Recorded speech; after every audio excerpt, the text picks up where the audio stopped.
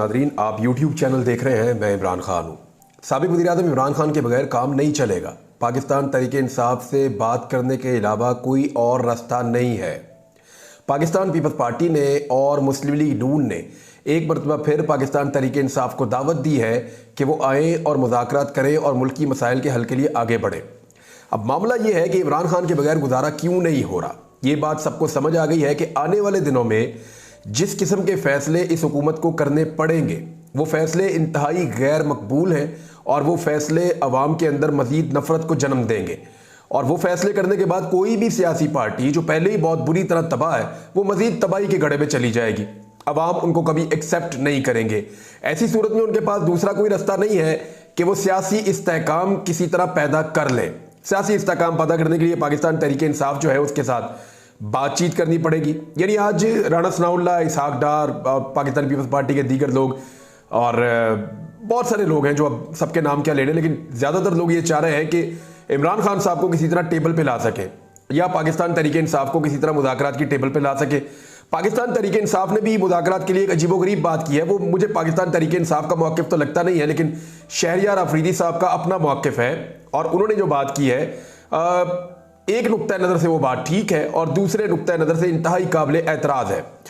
इमरान खान साहब ने इसी हवाले से जो हाल ही में एक स्टेटमेंट दिया है वो स्टेटमेंट पहले आप सुन लीजिए, फिर आपको बताऊंगा कि पाकिस्तान तहरीक इंसाफ से बात करना मजबूरी क्यों बन गई है, यानी क्यों फंस गए सारे के सारे। हुकूमत आ गई है, मरियम नवाज जो है, शहबाज शरीफ जो है और बिलावल, सबकी मौज लगी हुई है, सारे के सारे हुकूमत के अंदर मौजूद है। सिंध में उनकी हुकूमत है, पंजाब में इनकी हुकूमत है, वफाक में उनकी हुकूमत है, बलूचिस्तान में उनकी हुकूमत है, सिर्फ खैबर पख्तूनख्वा में नहीं है और वो कोई इतना बड़ा खतरा नहीं है।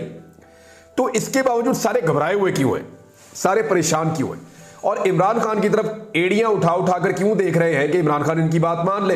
यानी सख्तियां की जाती है, कभी इमरान खान का भांजा गायब हो जाता है, पता ही नहीं चलता कि वो कस्टडी के अंदर ही कहीं और चला गया है और वो पता ही नहीं चल रहा। इमरान खान की बहनें भी बता रही हैं। अब उस बहन की हालत आप देखिए, उसका इकलौता भाई है और इकलौता बेटा है, इकलौता भाई भी जेल में है, उसका पता नहीं चल रहा था। यानी इस किस्म के प्रेशर डाले जाते हैं, कभी दीवारें बनाई जाती हैं, कभी शीशे लगाए जाते हैं, कभी कैमरे लगाए जाते हैं, कभी मुलाकातें रोक दी जाती हैं, कभी पाबंदियां लगा दी जाती हैं, कभी बयानात रोक दिए जाते हैं, कभी एक के बाद एक सजा दी जाती है। सारा कुछ करके देख लिया इमरान खान के खिलाफ। तो इमरान खान कहता क्या है ये सुनिए। मेरी कौम जान ले कि मुझे सरासर जाली, झूठे, मन घड़त और बेबुनियाद मुकदमात जेल में कैद किया गया है। मुझे अगर 9 साल या इससे भी ज्यादा अरसे के लिए जेल में कैद रहना पड़ा तो रहूंगा। मेरी कौम को गुलामी की जंजीरों में जकड़ने वालों से कोई डील नहीं करूंगा। ये इमरान खान साहब ने 9 साल मजीद भी मुझे बंद करे ना तो मेरी कौम को गुलामी की जंजीरों में जकड़ने वाले जो हैं उनसे मैं कोई डील नहीं करूंगा। मामला इमरान खान साहब का शुरू हुआ था इस बात से कि हम गुलाम नहीं हैं, एक आज़ाद मुल्क है, हम अपने फैसले खुद करेंगे, हम दोस्ती सबके साथ करना चाहते हैं, वर्किंग रिलेशन चाहते हैं, मुज़ाकरात करना चाहते हैं, लेकिन हम आंखें बंद करके तमाम चीज़ों के ऊपर अमल दरामद नहीं करेंगे। आप मेरे मुल्क को किसी और मुल्क पे हमले के लिए इस्तेमाल नहीं कर सकते। मेरे मुल्क के लोगों की जान भी उतनी कीमती है जितनी आपके मुल्क के लोगों की जान कीमती है। ये बला बला बहुत सारी ऐसी चीज़ें थी। इमरान खान साहब को जो है वो इन सारे मामलात में बड़े तहफ़्फ़ुज़ात थे। कौम जो है उसने ये बातें सुनी और उनके दिल में घर कर गई। अब इमरान खान ये कह रहे हैं कि जिन लोगों ने ये सब किया है या कौम को गुलामी की जंजीरों में जकड़ने वाले जो लोग हैं उनके साथ मैं डील करने नहीं जा रहा। आप बेहतर समझते हैं वो कौन लोग हैं, लेकिन अब उस मामले पे आ जाए कि पाकिस्तान तहरीक इंसाफ क्यों सबके लिए जरूरी है, उसके बगैर गुजारा क्यों नहीं हो रहा, इमरान खान के बगैर काम क्यों नहीं चलेगा। इसकी जो सबसे बड़ी वजह है वो ये है कि अभी कुछ फैसले ऐसे होने हैं जिन्होंने मौजूदा हुकूमत की मकबूलियत के ऊपर हथौड़ा चला देना है। महंगाई का एक बहुत बड़ा बोझ है जो अवाम के ऊपर मुंतकिल हो चुका है ऑलरेडी पिछले 2 सालों में और मजीद मुंतकिल होने जा रहा है। तेल की कीमतें, बिजली की कीमतें और गैस की कीमतें किसी सूरत कम नहीं हो सकती, बल्कि ये बढ़ती जाएंगी। IMF का जो नया मुआहदा है वो नए टैक्सेस का नफाज चाहता है और हुकूमत ये कह चुकी है कि अवाम के ऊपर टैक्सेस लगेंगे, खवास के ऊपर नहीं। ताकतवर बड़े लोग, अमीर लोग, उनके ऊपर नहीं, अवाम के ऊपर टैक्सेस लगेंगे, अवाम के ऊपर मजीद बोझ पड़ेगा। तरक्याती कामों में कटौती होगी जब आपके पास पैसे ही नहीं है। आप अपनी तनख्वाहें देने के लिए पैसे उधार ले रहे हैं।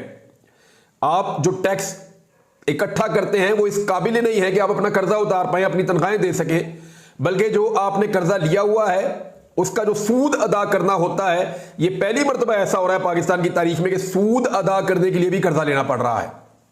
इससे पहले यह नहीं हुआ था। हालात बहुत पतले हो गए। ऐसी सूरत में तरक्कियाती मंसूबे नए कैसे आ सकते हैं? देखिए, अवाम का दिल बहलाने के लिए फिर आपको रंग बिरंगे यूनिफॉर्म ही पहनने पड़ेंगे ना। कभी आप पुलिस का पहन लें, कभी एलीट का पहन लें, कभी डॉक्टर बन जाए, कभी इंजीनियर बन जाए, कभी वकील बन जाए। आप ऐसे उल्टे सीधे काम ही कर सकते हैं। जब आपके पास पब्लिक को देने के लिए प्रैक्टिकली कुछ नहीं है, तो फिर आप वाईफाई दे सकते हैं। यदि वाईफाई एक ऐसी चीज है, बहुत महंगा तो नहीं है, 5,000 में वाईफाई आता है, तो अगर हुकूमत जो है वो पूरे शहर में भी वाईफाई देना चाहे, दुनिया भर में वाईफाई बहुत सारे मुल्कों में फ्री हो गए हैं, और पाकिस्तान में अभी भी एक आधे शहर में ये क्लेम किया जा रहा है कि चंद जगहों पे दिया जा रहा है, और उसकी भी क्वालिटी जाके आप देख लीजिएगा। मामला ये है कि भाई छोटी छोटी चीजें करनी पड़ती है, बहुत छोटी छोटी चीजें। सस्ती शोहरत के अजीबोगरीब तरीके अडॉप्ट करने पड़ते हैं, शोबदाबाजियां करनी पड़ती हैं जब आपके पास पैसा ही नहीं है और आप अवामी फलाह के ऊपर पैसा खर्च ही नहीं कर सकते, तो तरक्याती कामों में कटौती होगी। आलमी सतह पर कंप्रोमाइजेस एक बड़ा अहम इशू है, क्योंकि पाकिस्तान में हुकूमत की तब्दीली के बाद शहबाज शरीफ ने कहा था कि क्या जरूरत थी अमेरिका को एब्सोल्युटली नॉट कहने की। इमरान खान ने किस मामले पर एब्सोल्युटली नॉट कहा था, यह मैं आपको याद दिलाऊं। सवाल किया गया था कि क्या आप अमेरिका को अड्डे देंगे, फैसिलिटेट करेंगे, तो इमरान खान ने कहा एब्सोल्युटली नॉट। तो शहबाज शरीफ ने कहा कि क्या जरूरत थी एब्सोल्युटली नॉट कहने की। यानी शहबाज शरीफ साहब ने अपने इस जुमले में अपनी नीम रजामंदी जाहिर कर दी थी। अब पाकिस्तान तहरीक इंसाफ ने एक नया मुतालबा किया है। कुछ खबरें आने के बाद पाकिस्तान तहरीक इंसाफ ने जो मुतालबा किया वो मैं आपको बता देता हूं।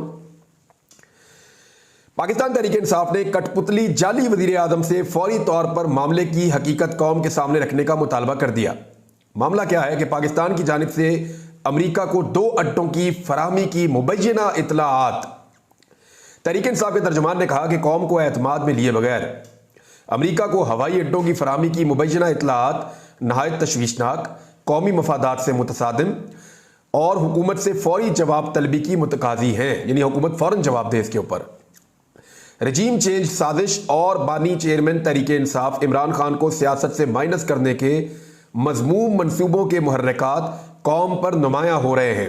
यानी वो बता रहे हैं कि ये वजूहात हैं जिसकी बिना पर इमरान खान को भी फारिग किया गया और हुकूमत भी फारिग की गई।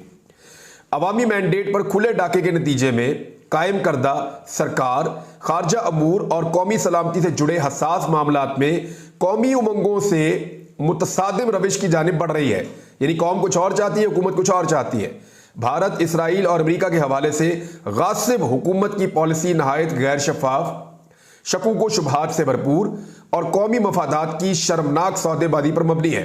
यानी भारत नवाज, इसराइल नवाज या अमेरिका नवाज पॉलिसियां मौजूदा हुकूमत की, ये इल्ज़ाम लगाया पाकिस्तान तहरीक इंसाफ ने। इसराइल खुफिया वफूद भिजवाने और मजलूम फलस्तीनियों की मुजरिमाना नस्लकुशी पर खुद पर खामोशी तारी करने वाली मुजरिम सरकार कश्मीरियों से बेवफाई करके भारत से तिजारत खोलने के लिए भी बेचैन और बेकरार है। गासिब हुकूमत का कठपुतली वजीर खारजा खामोशी से भारत और इसराइल पर पाकिस्तान के उसूली मौक़िफ़ की जड़ें खोदने में मसरूफ है।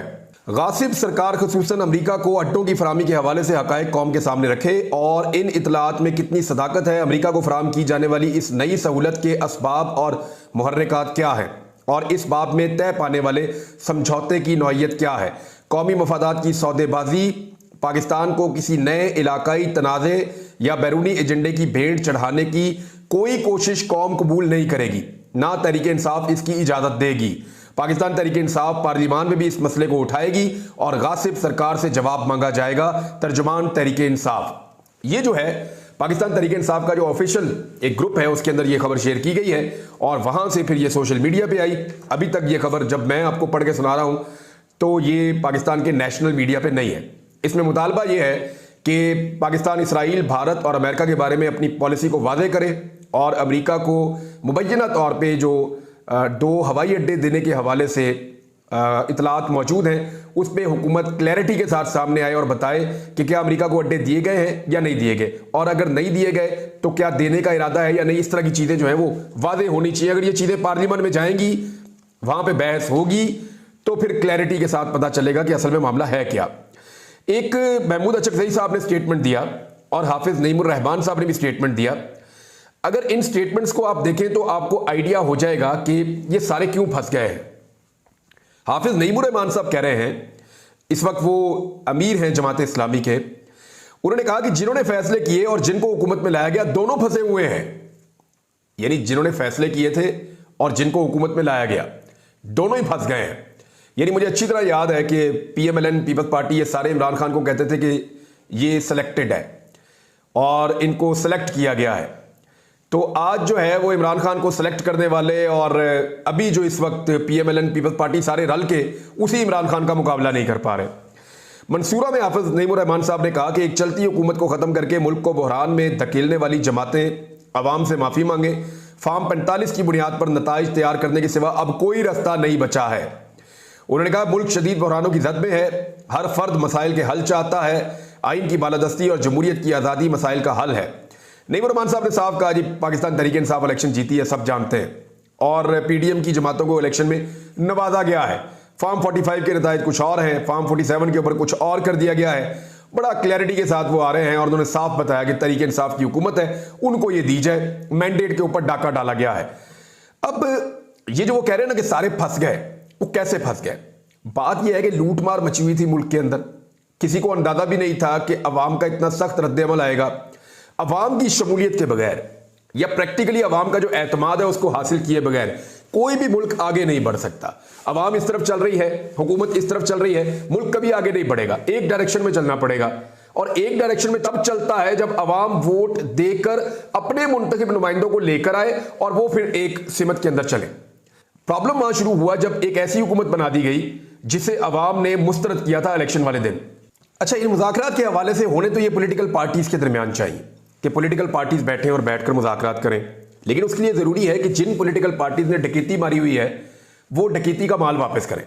यानी जिन्होंने लूट मार करके फार्म 47 के ऊपर जबरदस्ती अपने एमएनएज और एमपीएस बनवा के अपनी हुकूमतें बना ली है, वो बैठें, टेबल के ऊपर आए, सारे के सारे बैठें और वो ये कहें कि जनाब पाकिस्तान में एक मरतबा फिर हम इंतखाबात करवा देते हैं और फ्री एंड फेयर इंतखाबात करवा देते हैं।